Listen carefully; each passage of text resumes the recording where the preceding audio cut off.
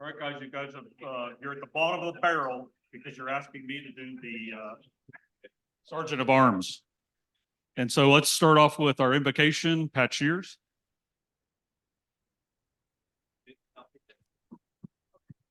Morning, everybody.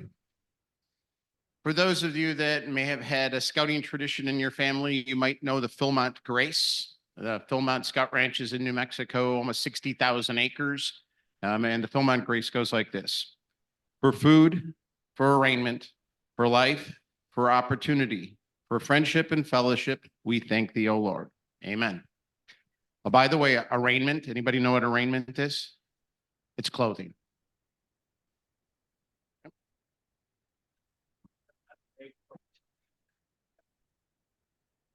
And to do the Pledge Allegiance as well as the four-way test, Keith Fears.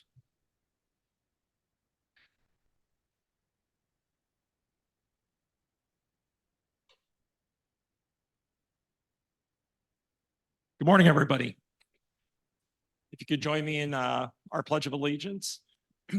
I pledge allegiance to the flag of the United States of America and to the republic for which it stands, one nation, under God, indivisible, with liberty and justice for all. And then the four-way test of the things we think, say, and do. First, is it the truth? Second, is it fair to all concerned? Third, will it build goodwill and better friendships? And fourth, will it be beneficial to all concerned? Do we have any guests? Well, I know we have our service learning group is here today. Any other guests in the audience?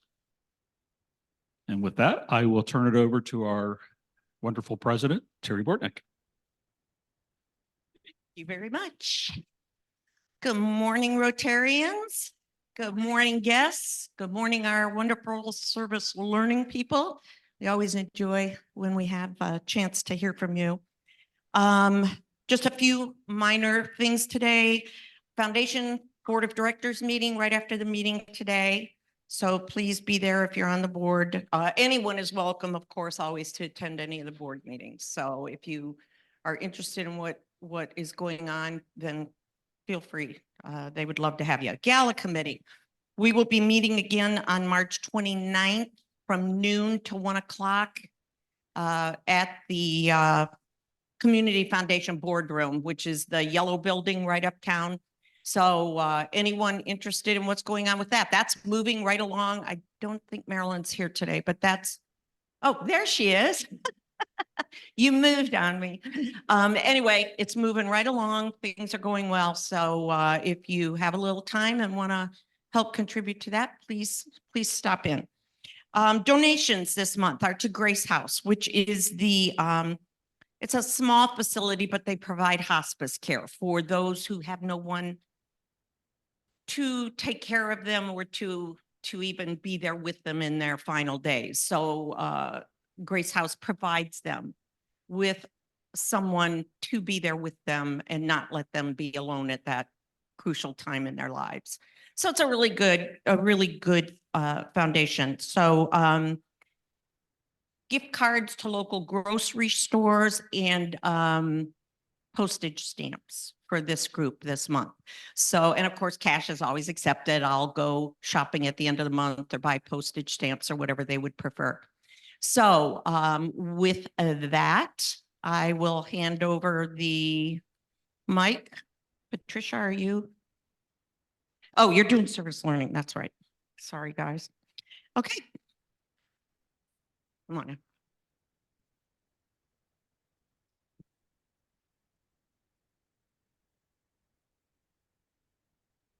We have Gina with us this morning. Good morning.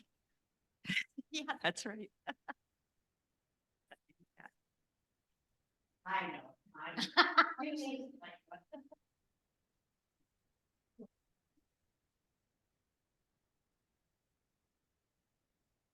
Well, good morning, Rotarians. Thank you so much for hosting us. Do we do our announcements afterwards? I'm trying to remember. So We are actually preparing right now for our annual trip. It's going to be housed at Camp Ledgewood, the Girl Scout camp. And day one is the day that we're really excited about. We're doing a whole class service project. That day, we're working with a gentleman by the name of Ricky Smith, who has founded Random Acts of Kindness Everywhere.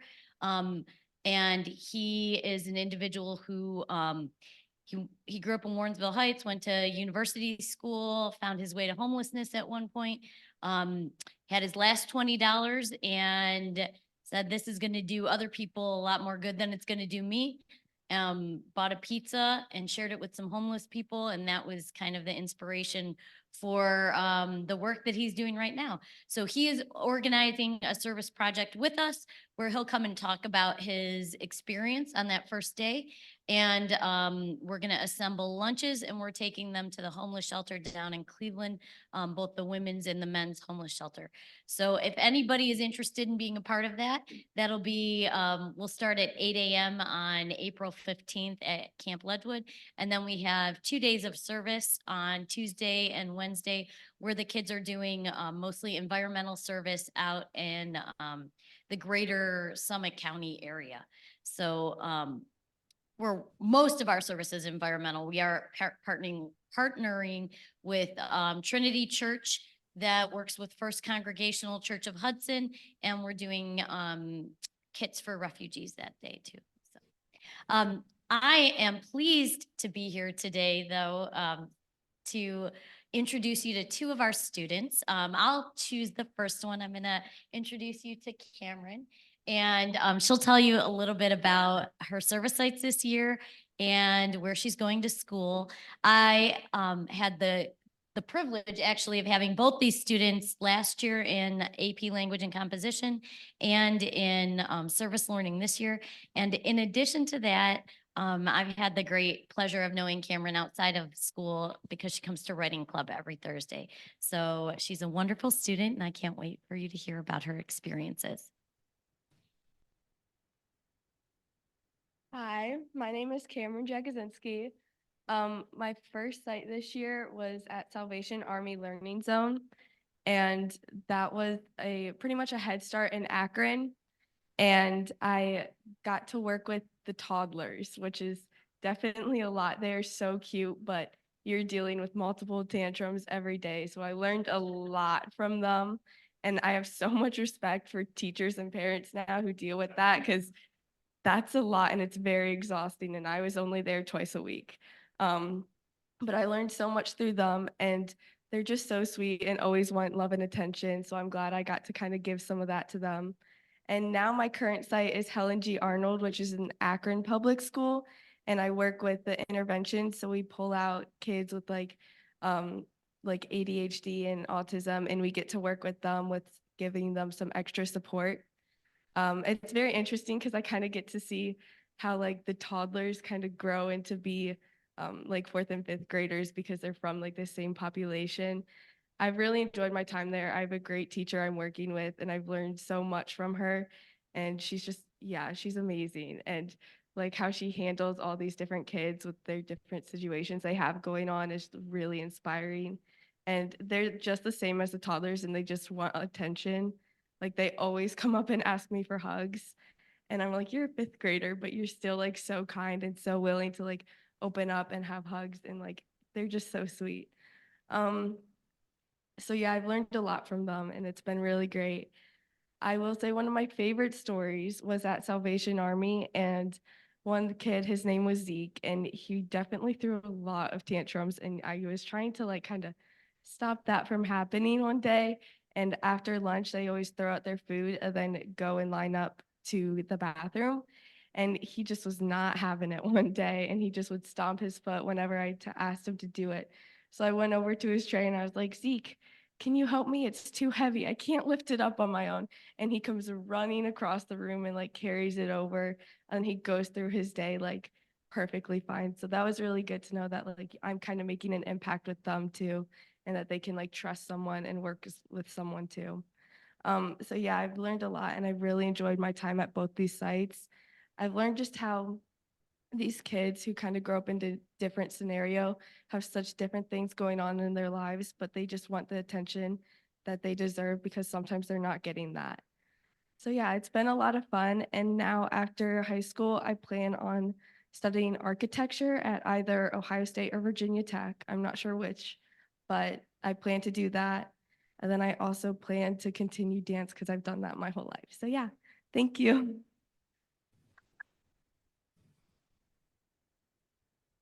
Good morning, Rotarians. So I'm gonna let you know a little bit about what we're doing curricular. What we're kind of wrapping up in both contemporary issues and English. Contemporary issues for years has done a criminal justice unit or a kind of where you fall, what's going to apply to them, what are the different rules and laws and how they apply, especially as you turn 18, what to look for in college and that kind of stuff. And so Marty and Brittany have been doing that for years. They do a really, really cool job with that. And so Gina and I, anytime we have the chance, we try to kind of partner and take different perspectives on kind of the same issue. And so we've gone for more of a criminal justice in terms of what does that look like if you are in prison? What does that look like if you are falsely imprisoned? And what does justice look like for people?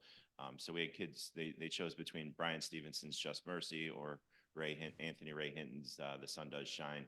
Brian Stevenson's a lawyer who basically has made it his mission to free as many innocent people who are on death row, especially children, as he can. And then Ray Hinton was in prison for almost 30 years and did not commit the crime. He was not just in prison, I should say, he was on death row for almost 30 years and did not commit the crime. And Brian Stevenson was actually his lawyer who set him free. But one of the things that I think maybe was one of our biggest successes with this was Gina reached out. I don't know if you remember Tommy and Kara. I know Tommy's been here to speak. He was here to speak in the fall. For the Random Acts of Kindness project, they connected with his name is Joe from South Street Ministry in Akron, and one of their programs is to especially help people who are recently incarcerated kind of get their feet on the ground and kind of navigate through so much that's so challenging for people in that situation. So Joe and one of the other workers there, Lamar, came last week to talk to our students. And I'm just going to tell you, the two of them, and especially Lamar, were two of the best speakers I've ever seen. Their story and what they shared was absolutely incredible. If you ever need a speaker for Rotary, I can't recommend them enough for you. And just what they had to share about their own stories. Joe, more from a helper. Lamar's role was both as somebody who's made it his mission to serve others who are recently incarcerated, but also helping kids not get incarcerated. And he comes from a place where he has been through so much of it. And so he's able to reach out to those people who are most vulnerable and really help, and just absolutely amazing speakers. I also want to thank you for choosing the Grace House to help out. That is one of our sites. We are so fortunate to have them. They are great, great people. So please know that that help that you're doing for them is appreciated by people who are really, really good people. And actually, our site supervisors from Hudson graduated from Hudson, Amanda Novelli. She would have been around class of 2000 or so. So for those who go back that far, I think Gina and I both do. I'm not sure if anybody else in the room is quite that old. Did she? Yeah. And so I'm going to hand this over to somebody who's going to probably share a lot better stuff than I did. This is Noble. And one of the things I give Noble a lot of credit for is the diversity of his sites. So he started off first semester at Happy Trails working with farm animals, abused farm animals. And now he's working with memory care people at Maplewood. And I think it shows a lot when you're able to kind of go such extremes and do such a nice job of both of them, which he really does.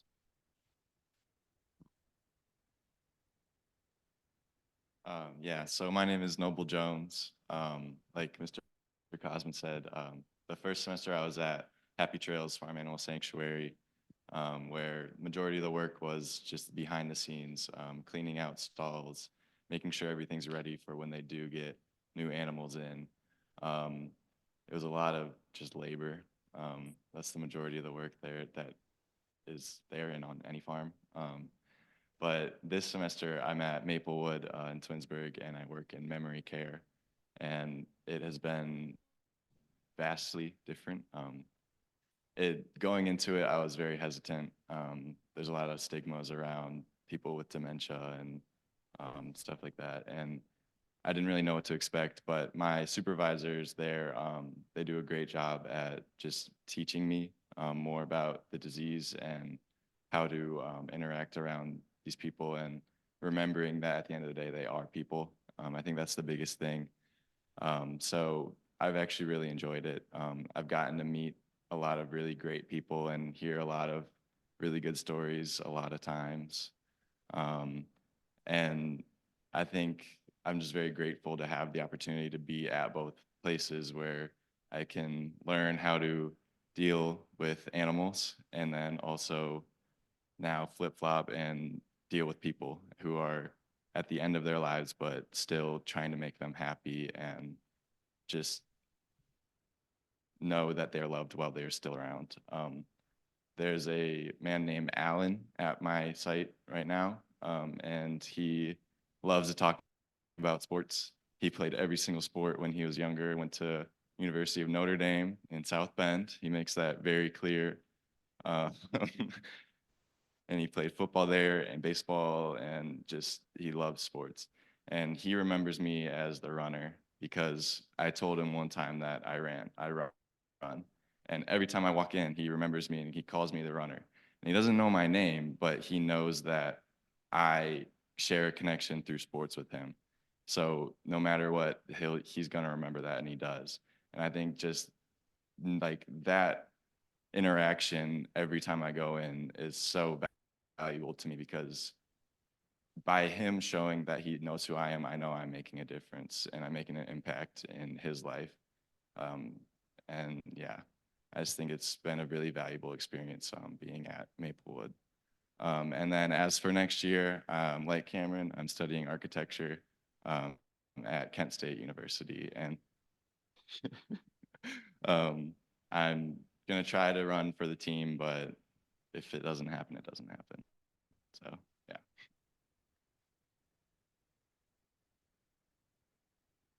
So as always, thank you so much for the support, and we'd love to see you any of those 3 days in April.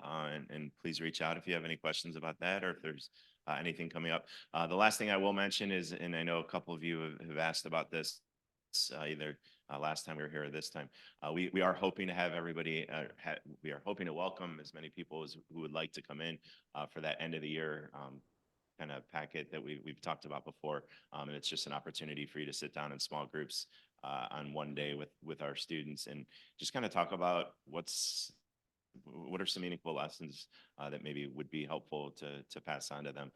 Those of you who have done it before, I think we've had pretty positive feedback, so it'll look pretty similar to that. And we're looking at that probably in sometime early, I would guess late April or early May, and we'll definitely let you know as we get that planned out a little bit more secure.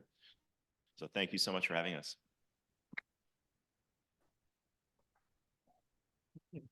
Thanks, guys.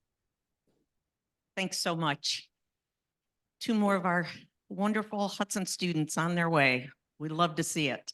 Okay, Dr. Getz, would you please introduce our speaker? Yes, I'm standing in for Dave Basil this morning, and I want to say that the past 3 months I've had the honor of working with our city manager, Mr. Tom Sheridan. He is an extremely hard worker. You can reach him anytime, night or day, and he'll answer questions. So he is amazing. People, I don't know if you know much about his background, but he graduated from Youngstown State in civil engineering, and he's a licensed professional engineer in Ohio and Pennsylvania, also a professional surveyor and a certified Class 2 water distribution operator, and a certified floodplain manager. So he likes water. He started out in city work in Stowe, where he was assistant city manager in 2002, and then became assistant service director for that city. and then came to Hudson in 2008, as the engineer. He has become the assistant to the city manager and did many, many things, got us at least $300 million in grant funding. And now he works not only as city manager, but he oversees engineering, HCTV. He also oversees professional services and is director of public safety. So please give a warm welcome to Mr. Sheridan.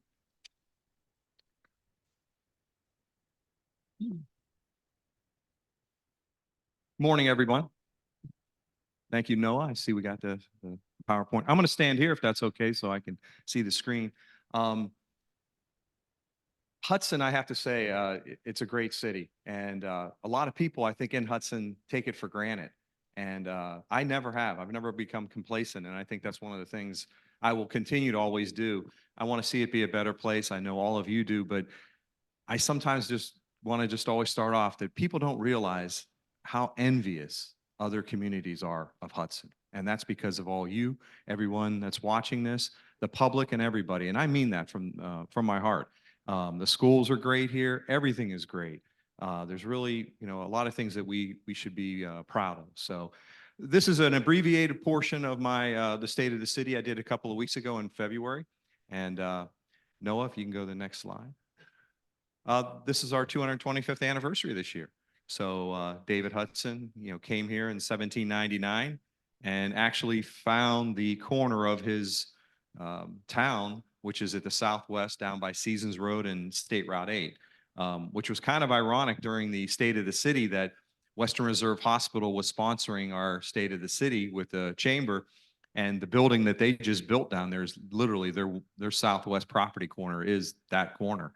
And it was an original stone that was set in 1796. As you guys can tell, I'm a surveyor. So I love looking at that stuff. But, I look at David Hudson when I did this year's State of the City, and I thought, what would he think of Hudson if, he were here today? So hold on that answer, and we'll go to the next slide. This is the administration here that the city is made up of. We have our council, our mayor over there, and then the clerk of council works for the city council. I work for city council, and then all of those divisions are underneath me, along with the 160 full-time people, part-time people. We have seasonals and all kinds of great people working for us. And all I want to say about that green circle is we have #1 draft picks on every job we have in the city, and we are lean. We get things done, as Dr. Getz mentioned. And councils, not just this current council, but every council since I've been here in 08 has had one objective: get what we can back to the citizens and make Hudson always a better place. And I have to say, no matter what political group is in charge of council, that has always been the thing. Next slide. I wanted to do a shout out this year to all of our boards. I will be attending at least every one of these boards this year. I made that a goal last year, but I didn't get to it. I've already kind of checked off a lot of the boxes, but we have 15 boards in the city, which is a lot for any city, especially this size. 88 volunteers. They're not paid, and they put in a lot of work. Last night we had a presentation by the Hudson Architectural Review Board chairman. And, there's a lot of hours they put into these reviews of these plans and everything, keeping the charm of Hudson, which is is ingrained in every division in the city. So, but as you guys can see, I won't go down all the lists, but we have some really good, robust boards here. Some of them only meet maybe quarterly or once a year. The rest of them, I believe, are meeting at least once a month or every other month. So, Noah, next slide. This is the 2023 annual revenue. Last year when I was here, I believe that number at the top there, the revenue we were predicting was around $96 million, and we were going to spend about $96 million last year. This is actual. So we were projecting 96. We came in at 110, and we also added more projects last year as the year went on. You can see how we get our revenue over here on the pie chart. A lot of it comes from obviously income taxes. The city is based, and I'll show you another slide after this, but basically the city is based on income taxes where we get most of our money. property taxes, we get about 6% of our revenue comes from that. Internal transfer, utility billing, and then permits and fees. That's about as much as we get in income tax. And then over there on the right, it shows, where all the money was spent. General fund is our biggest fund, and it just kind of gives you an idea where we're spending all the money and the different the grant accounts that we have in the city. So we're doing very well, about an 8 million, close to an $8 million carryover. And we've been doing good for the last 5 years with the pandemic. Noah, next slide. This is the 24. So we're projecting 95, and we're projecting we're going to have 98 million in expenditures, which everyone's going to say, well, Tom, you guys are 3 million already projecting over what you're going to be bringing in. But because we have brought in about 9% over the last 5 years in excess of what we were spending, council is, and what we did with the budget here is council is predicting lower revenues coming in. And we wanted to make sure that we use that money in our savings account, because usually we try to stay at a 40% general fund carryover, which is a lot for any community around here. Last year we were at like 53. So we have 13% extra carryover there. And we're putting all that money back into the infrastructure, into water lines, into sidewalks that you see, all the construction projects going on around town. And then there's just another pie chart and another graph of where we expect to see these projections this year. But these are just projections, and we'll know better at the end of the year. But we're doing good. We're healthy financially. And, the story you should take away from today is the city council is putting money back into the city and making it greater. Next slide. This is just a quick thing you'll see in the budget in brief. We send this out to every resident in April, and there's a whole bunch of slides. This just happens to be one of them, but it kind of gives you a lot of people don't know where, their taxes, the residential property taxes are going. Hudson Schools gets about 71%. Summit County Metro Parks, 20 cents. The city of Hudson gets 6 cents. And then the Library and Historic Society get about 3 cents. So again, we have wonderful schools. We have wonderful parks. I think everyone will agree. And, the city, we rely on the income taxes. This is just another about 6 to 7% what we get in taxes for our revenue. Next slide. 23 highlights. You guys can see them all there, but some of the highlights that we had seen was the turn lane in front of Drug Mart was very needed. A lot of people were having rear end collisions. We got safety grant money for that. I believe it was close to $4 million, and that helped pay for all that. And that came from the state of Ohio, and that's your taxes coming back to the city. So we're always trying to make sure we bring back what we put into the state, bringing it back into the city. We're halfway through the sidewalk program. You guys have probably seen the Middleton Road sidewalk went in, State Route 303 went in, Stowe Road's going in. We're about on budget and a little bit ahead of schedule.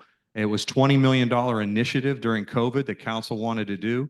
And the council, when they came in 2020, said to the other councilmen that were already there, everybody's door we went knocking on said they wanted connectivity. They wanted sidewalks. They wanted to get to the schools, get to the parks and all that, and downtown.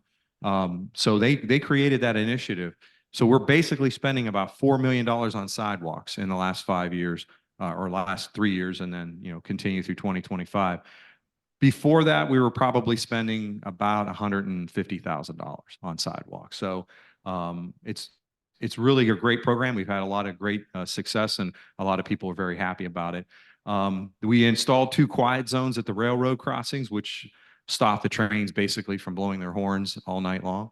And we get there's different numbers here, but I'll say the range for the railroad is between 50 and 70 trains a day. And they have 1 passenger train to go through at night. The ward maps were changed a little bit. In Ward 2 got more population, so we had to distribute different areas over to Ward 1 and Ward 4. And we updated our emergency operation plan with a derailment out east. I put the staff in charge, the fire chief and our assistant city manager of operations, and they updated the emergency operation plan. When you have a catastrophe like we saw over in Eastern Ohio with the Norfolk Southern train derailment, it's always a good idea, especially when, not just because that track also goes through our community, but just so everybody knows here, and please spread the word, that emergency operation plan looks at trade derailments. It looks at hazardous materials, tornadoes, electrical outages, everything. And we have a list on how we are going to tackle that problem. We contact places like this, and we have names and all that up front. And we go into the lower level of the police station during an emergency, and everybody has their role. And one of those roles might be calling all the churches to tell them, hey, oh, please open your doors. We need to get people in there for shelter, or the Red Cross needs it. And then we also, have the emergency services helping out anybody we can. We installed some flashing crosswalks at several locations around the schools. And then last year was the first year we did a private residential driveway snow plowing for seniors 65 and older and disabled residents of our town. It was a pilot program.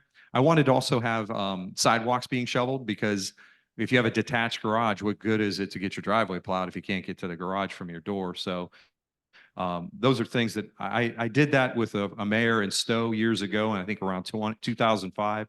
And we just brought that same concept here last year when council asked for it.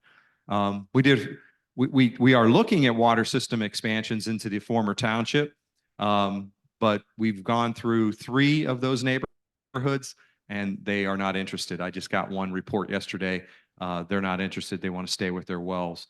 And last but not least is the comprehensive plan, but I'll go into that in the next slide. So if you can go to the next slide, Noah. So this is the comprehensive plan. Been working on it for about a year with steering committee. The steering committee is made up of, I think, 17 now of your fellow residents and different board members. And we're looking at all the different things that are showing up on here. They looked at land use planning, transportation and mobility, parks, and community facilities. So some of the big things that we heard they want to look at, or they want to look at, what are we going to do for seniors, have a senior program, and all these things they're going to give to city council later this year as their recommendations. And this is a 10-year plan and 5-year budget. So basically we kind of look at this plan, and it's our David Hudson charting out what the next 10 years should look like in Hudson. And basically they go over all the input from the residents that we have acquired. And you can see they had 15 public engagement events. They got all kinds of data and everything. So I think they've done a fantastic job. And another board, they only come around once every 10 years, but what a great board they are. The comp plan, I think, is going to be one of the best we've ever seen. It's very thorough, and that team is working really well together, I have to say, at this point.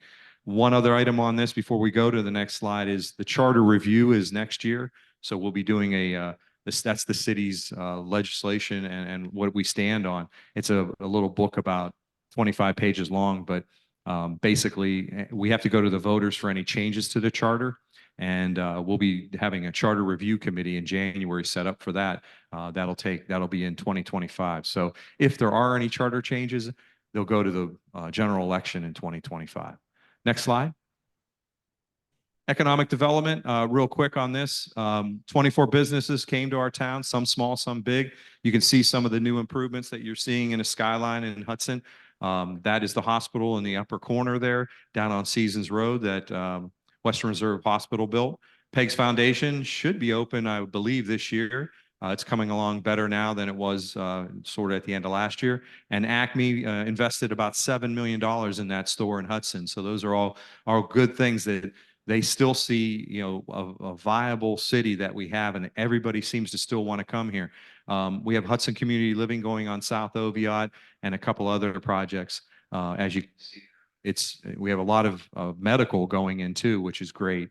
Those bring in good tax dollars too to the city, and hopefully we're spending those wisely. Next slide. This is just all the events we do. We have 144 public events in the city. I don't know if anybody knows. I mean, we got farmers markets, band concerts, 16 band concerts, the Chris Kindle Mart, a Memorial Day parade, the fireworks and everything else. And hats off to the Hudson Community Foundation. They have sponsored our fireworks every year. They give us a cash donation for that, so the city doesn't even have to pay for the 4th of July fireworks. Events coming up this year, down below is the 225th anniversary celebration, which will be around in June. And I think it's between the 17th and the 26th. And then the solar eclipse is one of the big things that's coming up on April 10 p.m. So we're out of glasses at City Hall. So if anybody didn't get your glasses, you might want to try the library or one of the hardware stores. They might have some more glasses, but we went through 4,000 glasses in the city. So next slide. This just gives you, there's maps out with all of you. I always like to show this. This is also on our website. And I know Noah downloaded everything here today for everybody else on Rotary that couldn't attend. But I like always looking at these, and it gives me just a bird's eye view of like where we're doing all our work, and it's color coded. But the maps you have actually has a list on the side. This is just actually the map. The list will show you that some of the big projects we have coming up. One of the biggest projects, I know I've said this for many years, but this is the last year I'll be saying it because it's going to be implemented this year, is the adaptive signals. Those adaptive signals keep the charm of our city because they don't add more lanes. We don't have to plow those lanes. We don't have to put in asphalt. We don't have to maintain them. And they also reduce cars from idling at signals. So I have a clock tower, as you guys all know, in the center of our town, and I have a historic, row of buildings across the street from that. We can't add another lane. We're not going to be another community to our north or to our south that has 5 lanes. We have to stay with 2. And when I became city engineer in 2008, they were trying to do if you guys look at Veterans Way, they were trying to do a sort of a bypass around the downtown. And I kind of thought, wow, that's, as a city engineer, that I love to build stuff, but I don't like to build stuff that I don't think you're going to get much advantage out of. So as you can tell, I never did any of the other 4 or 3 quadrants of that since I've been here. They were supposed to put one under Atterbury, which floods. I'm a floodplain manager, so that was against that certification that I have. They wanted one over that tied into Oviatt behind Starbucks. We own that land at the corner there of Oviatt and Ravenna Street. And again, it was each one of those was going to be about $10 million that you would have to pay for. So in about 2017, somebody came to me in a meeting and said, "Hey, have you ever heard of these adaptive signals? They're doing it down in Pittsburgh." I don't take trips, but I took that trip and I went and visited 3 different agencies and 3 different companies in Pittsburgh by myself, and got everything done in 6 hours. Basically, I was shocked, and I thought, this is the answer. So to help traffic, it'll help congestion about 20%. And basically, we got a grant for that, about $2.4 million. So the reason I've been talking about it for years is we were going to spend $1.8 million of our own tax dollars on it. Our city staff got a grant for that. Anytime you use a state project, it always bumps up the cost. That's why it's approximately around $2.8 million, because it's a state project and has to go through a bunch of paperwork. But as you can see, a lot of projects in town. Happy to answer any of those if you have any questions. But next slide. This is just some of the things that we see coming up and that we've done. 2 of the things are, one is our clubhouse that we'll be building out at Ellsworth Golf Course, right down the street here from this facility. It will have 4 simulators inside. It'll have a restaurant and a bar, a pro shop, restrooms, and it's going to be a beautiful facility. And that's being paid for by all the golf funds that we've gotten over all the years since the pandemic. Prior to pandemic, we had 35,000 rounds of golf a year. We're around 57,000 rounds of golf. We need people moving people on the golf course just to keep it moving. And as you can see, there's some of it's 58,000. Sorry, some of the things there. One of the things that I think David Hudson would be very happy about, since he's in that cemetery over by WRA, is the picture on the left. There is the stone that it used to look like on the ground, and that's the one it is now. We had a professional come in, we got a grant for it, and they rebuilt all those historic stones so that those people's memory can last for a lot more years. I think that's a great thing. Years ago, when I worked for another community, we weren't allowed to touch stones that were broken. Only family could ask us to do that. Well, when your family members are 200 years old, there's very few people around. And I always kind of thought that was odd that as the caretakers, we weren't taking care of our own cemeteries. So that was a great thing. Again, I think David Hudson would be very proud of that. And I'm happy that we were able to do that and we were able to get the grant for it. Next slide. We're almost done, everybody. Just as you can see, the Hudson Hub, we don't really have anymore. I mean, I don't know. Raise a hand. Does anybody get a Hudson Hub in the paper every week? About half of you. Yeah, I get one every week too. If anybody wants one, I can bring it to you. I get it online. But all of our different I hate to say it, but I'm of the old school. I like to read a newspaper. This is where everything's going, and we are, council wanted to get the hub replaced as best we can, I'll call it. So we have, with our communication team, we are up on everything. People want to know more about what's going on in Hudson, and no one else is reporting on it. So we're trying to do the best job we can. Please sign up for e-news if you're not. You get updates every week on what's going on in the city. That's just a little tagline I'm always going to give everybody, but you can see all the different things that we send out and try to communicate to everybody. So if you're not online, please do so if you want to learn more about what's going on in the city, because we found this to be the best way to get information out to everybody. Next slide. 24 and beyond. We're going to get that comp plan done this year. It'll be in front of council in May, and it'll get hopefully ratified probably in the fall. Adaptive signals I mentioned, the fiber to the homes and the county fiber ring. That middle drawing there is the county fiber ring. You can see it. It's just a giant highway. One, goes around the whole county. It'll go to your dispatch centers and other things like that, safety services. The county's doing that with ARPA money that they got from the pandemic. The city is, we just got one proposal in for doing fiber to the residents on Friday. So we're going to be meeting with our council subcommittee on that and bringing it back to council. But hopefully we can work out a plan to get fiber to the residents. It is a very ever-changing world, these fiber companies.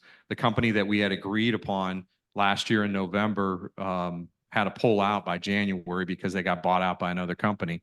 And basically they didn't want to, agree to the terms that we were going through. But the city council still wants to try to get fiber to everybody, 10 gig fiber to all homes. So that's a good thing. Ohio Rail Commission just granted us $2.86 million for the Hinesville grade separation. Senator Rogner, your senator, was behind that, and that was great. Casey Weinstein, our representative in town also, he got us $500,000 for an inclusive playground. I hope that gets approved through the Senate in the next couple of months. New public works facility. A lot of people don't know this, but where all our plow trucks are at, they rent space. We don't own that space. We rent that space. So council said a few years ago after City Hall was renovated, let's get a new public works facility. It will be located on Hudson Drive, just north of Hudson Gate, where the old former Ramco building was at. And we hope to put all of our public works and our Hudson Public Power people there. And that'll make it a more efficient, safer place. All the trucks will be under roof, which will make them last a few years longer. And we'll be giving that staff the equipment and tools they need to do a better job. The Owen Brown underpass, that's getting built this year. We're putting a sidewalk through there. A lot of people have wanted that sidewalk to go from Lenox over to Morris Road. So the sidewalk will be going through. The adaptive signals will have a signal at each side of that. So they'll let 3 or 4 cars through with a signal, and then 3 or 4 cars will go the other way. It'll be one lane, both directions. And there'll be a 5-foot sidewalk elevated about almost as high as this stage. So people will feel a little bit more safer. The cars will be a little bit below them. And if, it's kind of tight going through there. So I wanted to make sure that families that use that are going to downtown events and everything have this kind of giant curb, if you want to call it. Nicholson Road Waterline, Representative Sykes got us $959,000. We'd asked for $4 million, but apparently the chairman of that grant cut everybody down to 25%. So we're looking for other ways to get money, and I am working with Senator Sherrod Brown's office this week, actually, on trying to get a couple more million, and along with the county executive, Eileen Shapiro. We're designing a new flag. For the life of me, I don't know why we did away with the old one. I was in those meetings, but all of a sudden one day we just didn't have a city flag anymore. And I thought, boy, Hudson, that's one thing you would think we would have, being so historic. But the mayor is behind that, and he wants to get us a new flag. So we went to Kent State, it was funny. We actually had a meeting on it in public. And the next morning, a professor at Kent State said, "That's me. I live here, and I'd love to help you guys." So that was really, I didn't even have to make a phone call. They called us to be a part of that. Summit County's doing a water and some sewer. They are going to be working on a sanitary sewer across the parking lot. We own the parking lot in front of Heinen's. A lot of people don't know that. That's a city parking lot. the county is going to go from First Street to Clinton Street and then all the way down to almost Morris Road with a new sewer line. And that's to help all the inflow those people get over in that area when it rains. And it'll hopefully take care of a lot of that issues with Owen Brown. We are using AI technology for the last 2 years. And we're going to have a meeting right after this meeting back at City Hall with my directors talking about how we can use AI to help the citizens and help our departments do things better. As I mentioned, charter reviews in 2025. So that's just a glimpse of things we got going on in the next year in 2024. And it's always busy in Hudson, I'll say that. Next slide. And that's the end of the presentation. Hopefully I didn't bore anybody, but this is just a quick and easy review of our state of the city. I think David Hudson would be very happy. We're financially strong. I believe everybody wants to be at Hudson. And somebody was asking me the other day about doing a project on the downtown area and how we can make downtown better. And I kind of said, well, first we have to start with what's wrong with downtown, because everybody wants it downtown. City of Green, everybody, looks at Green these days and says, wow, they're doing all kinds of stuff. The mayor and their planning director called me up about a month ago and said, hey, we really would like a downtown. How'd you do it? And I'm like, well, the city forefathers, great council ideas back in early 2000s, got together with Tom Murdo and Fairmont and built that First and Main. And basically, there's a local person who wanted to invest in the community, and I think it's been a success story. It paid off in 10 years. We don't owe anything on First and Main anymore, and it's been a great thing. In the last 10 years, we saw a council that said, we want fiber in this community. About 14-ish around there, they wanted that. We built the fiber to the commercial businesses only. And one thing I have to say, in all the years, I didn't know anything about fiber when they were talking about it back then. And basically, I think that's what helped us keep a lot of our businesses in town and bring businesses to our town, because we offer such great utilities and services. And they had that idea because they're people that have lived here all these years, and they want to see us do a lot better. So always great. I've loved every council and every mayor that I've worked with in the city. Actually, I go back all the way to 1989. I've been blessed. And at the end of this, I just have to say, I can't understand how you can be the city manager and not be a project manager. Because since I've been here, old Doug Hasbrook, who's, I'm supposed to be going to have lunch with here pretty soon, said to me when I first met me, walked up and said, hey, are you rested? And I never met him before. And I go, yes, I believe so. That's kind of an odd thing. He goes, because you're going to be real busy. And he wasn't kidding. I think we had 20 projects that year. We have $25 million in capital projects going in this year alone. So kudos to the council. If you guys have any, questions, any issues in town, please reach out to me. My address is there. I have cards if you need them, but, and anyone on my staff should be as responsive as, just so you know, the doctor gets. I answer questions, and if any of you know me, I answer questions to anybody. It's not just people who are on council. A former councilman said to me yesterday, hey, I'm at Barlow Community Center. It's 5:30 in the morning. Tom, I'm really worried there's going to be people coming here and there's ice everywhere. I said, not a problem. I mean, I'm up usually at 5. And I said, not a problem. We were out salting. We had our guys go over there, throw the salt down, get things shoveled up and get it cleaned up. And again, not because he was a former councilman, he was giving me information. I can't be everywhere at once. And I always tell people, I'm always in City Hall. I mean, if anybody is looking for me, I'm usually there, or I'm in meetings like this, because that's where my job's at. I need to run the city. If I'm out, if I get like a free few minutes just to go say hello to the people at the golf course, for example, I love those times, but it's only for a brief moment. But I love the job. I'm happy to be here. I'm glad to be city manager, and I'm happy to answer any questions anybody has.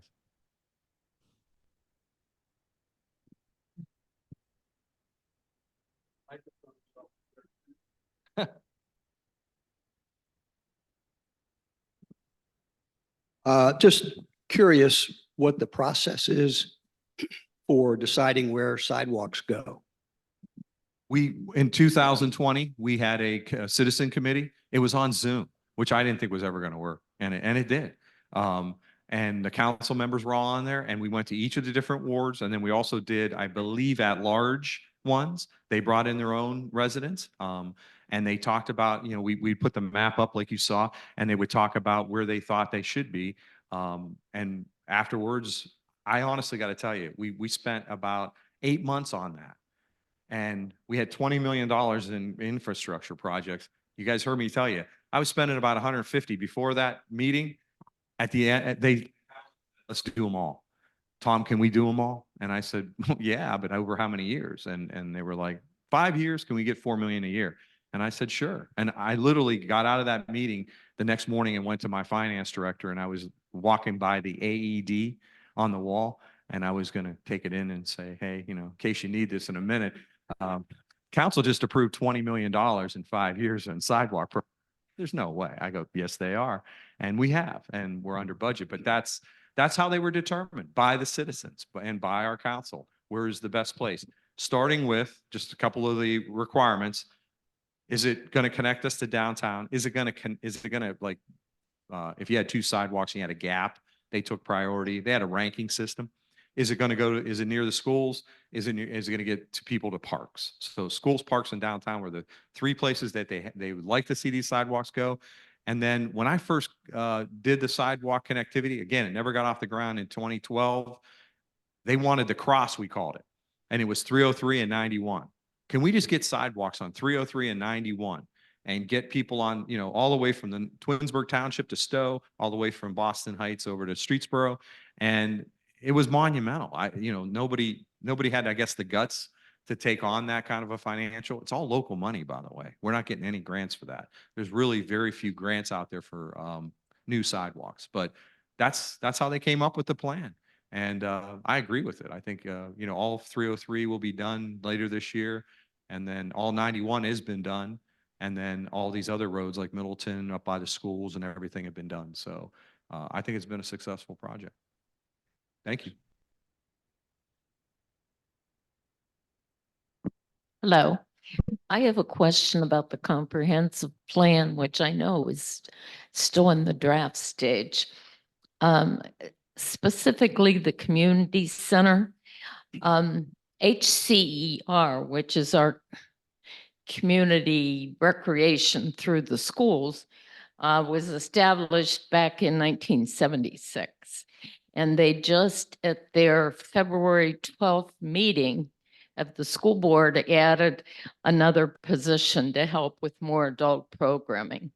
My question is, when I looked at the comprehensive plan, I could see mention under that recreation area that there are commercial ventures out there like Life Center Plus. We have a Pilates shop. We have others, but there's no mention of HCER. And I was wondering, when that community center is planning, are there going to be 2 separate entities? HCER setting up classes for kids and adults, because it's not even mentioned in the comprehensive plan. Or are you going to work together? Because that would be better for our community. They also, the talk of an indoor pool.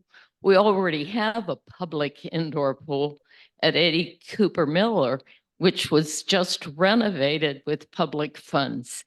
And I was wondering where that's going to fit in the mix.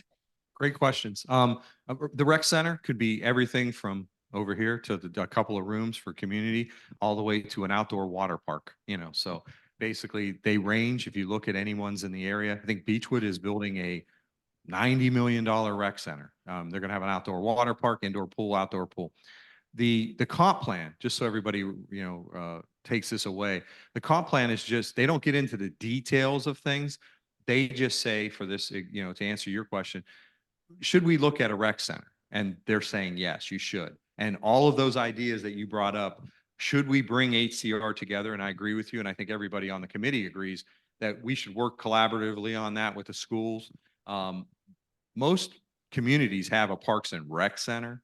We just have a parks department. We just maintain our parks. HCR is the rec part of that. And most communities aren't set up that way. It's always, this is just an odd kind of thing. So we knew that we are gonna tackle that issue. And again, the rec center, just so everybody knows, That's something we're going to put out to, you're going to see more details on that. It's probably going to be its own thing. Like as much as we've spent on the comp plan, you're going to see us spend that on the rec center because we want to know, do you want just community rooms? Do you want an auditorium? Do you want, craft rooms? Do you want a pool? Do you want, gyms and all that other stuff to compete against those other businesses? And that is something council's going to be looking at. So stay tuned, I guess is the best thing, but it is one of the things that they feel we need to have in town. And they do not go into the details of anything, just so you know. They just kind of look at something and give an overview. So it's kind of a 30,000-foot picture.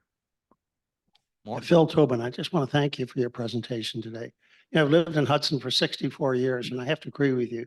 There is no other town that I've lived in that I even know of that has what quality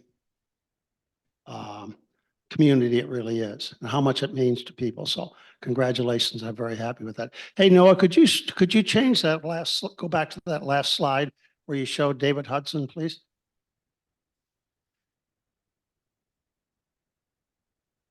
This is just one small suggestion.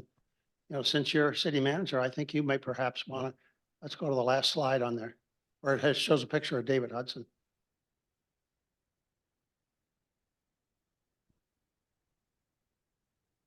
There it is. Oh, we lost it. There it is.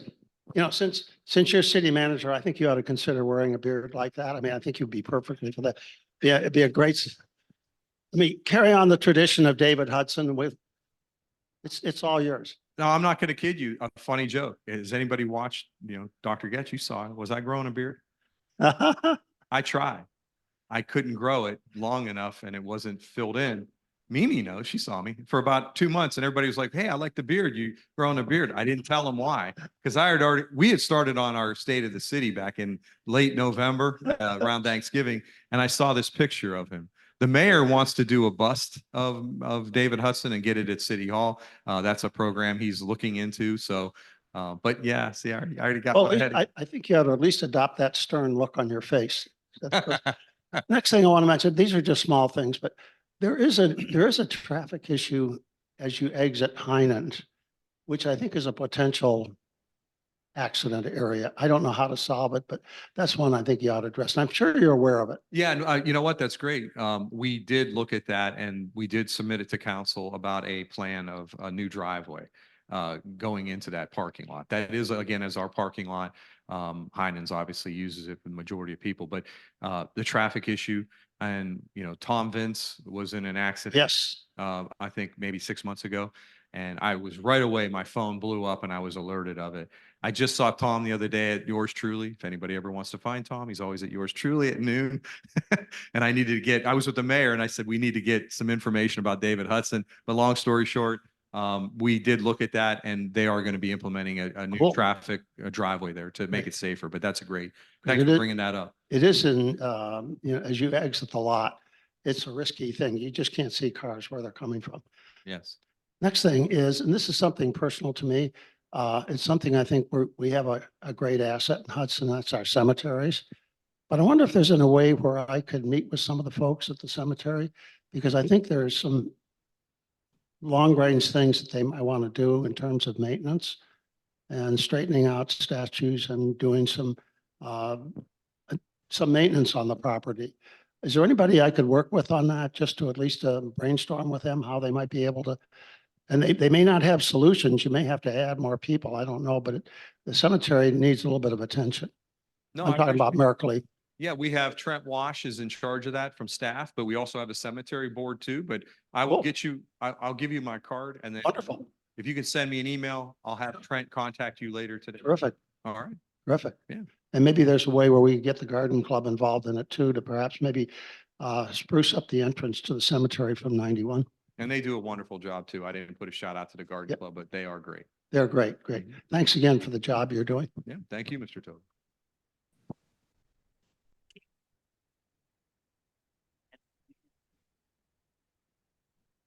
Okay, thank you, Tom. What a great meeting today, everybody.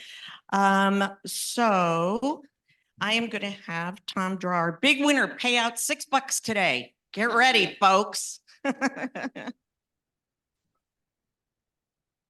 right.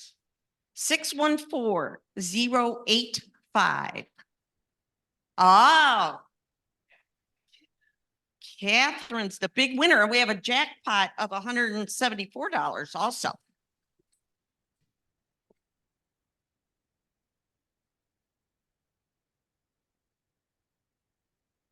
There's your big winning for Grace House. Thank you. Okay. All right, you can see it. It's in there. Okay, ready? Not today. Okay, yep. Thank you very much. We have no other business right now. Don't forget the foundation board meeting, and thanks everybody. Go out there and make it a great day.